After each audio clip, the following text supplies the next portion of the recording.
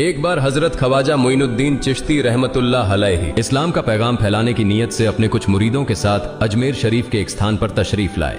जिस मुकाम पर हजरत ख्वाजा मोइनुद्दीन चिश्ती रहमतुल्लाह अलैहि ने कयाम किया, वहां के करीब ही एक बड़ा तालाब था जिसे स्थानीय हिंदू लोग अनासागर कहते थे। उस दौर में इस तालाब की वुसात और पवित्रता के कारण हिंदू समाज में इसका बहुत एहतराम किया जाता था। उनका यह अकीदा था कि जो शख्स दिन भर गुनाह करने के बाद इस तालाब में गौस्ल करता है, उसके तमाम गुनाह धुल जाते हैं। इसी वजह से वे इस तालाब को हमेशा दियों से सजाए रखते थे। कहा जाता है कि इस तालाब में हर रात दिए जलाने के लिए तकरीबन 3 मन तेल की जरूरत होती थी। तालाब की पवित्रता के कारण वहां सभी हिंदुओं को दाखिल होने की इजाजत नहीं थी। सिर्फ आला तबके के ब्राह्मण ही वहां गौस्ल कर सकते थे और तालाब के पानी को छू सकते थे। उनका यह मानना था कि अगर ब्राह्मणों के अलावा कोई और तालाब के पानी को छू ले तो पानी नापाक हो जाएगा। हजरत ख्वाजा मोइनुद्दीन चिश्ती रहमतुल्लाह अलैहि और उनके मुरीद लंबे सफर से थके हुए थे। कुछ देर आराम फरमाने के बाद जब नमाज का वक्त हुआ तो ख्वाजा मोइनुद्दीन चिश्ती रहमतुल्लाह अलैहि ने हजरत बख्तियार काकी रहमतुल्लाह अलैहि को अजान देने का हुक्म दिया। हुक्म पाकर हजरत बख्तियार काकी रहमतुल्लाह अलैहि ने अजान देना शुरू किया। उस वक्त हिंदुस्तान में तौहीद का पैगाम और अजान के अल्फाज किसी ने नहीं सुने थे।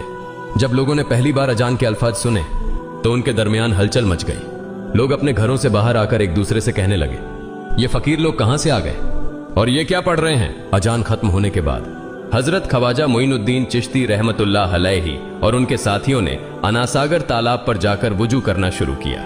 जब हिंदू पुजारियों ने देखा कि एक अजनबी दरवेश उनके मखसूस तालाब का इस्तेमाल कर रहा है तो उनके दिल में गुस्से की आग भड़क उठी। एक पुजारी बोला, यह दरवेश कहां से आ गया? बिना हमारी इजाजत के इसने हमारे पाक तालाब को हाथ लगा दिया। हम इस तालाब को कितना मुकद्दस मानते हैं और इन मुसाफिरों ने इसे नापाक कर दिया है। इसका कोई हल निकालना ही होगा। इसके बाद हजरत ख्वाजा मोइनुद्दीन चिश्ती रहमतुल्लाह अलैहि ने तमाम साथियों के साथ मिलकर जमात के साथ नमाज अदा की। लोग ये मंजर देखने लगे और कहने लगे, ये तो कोई अजीब फकीर है।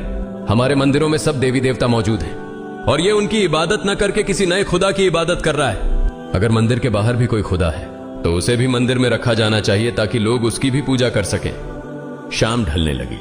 शाम होते ही राजा पृथ्वीराज के ऊंटों के चरवाहे अपने ऊंट लेकर उस जगह पहुंचे।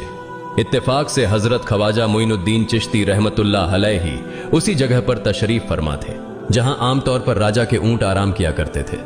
चरवाहों ने देखा कि एक दरवेश का काफिला उनके मुकाम पर आकर बैठा है।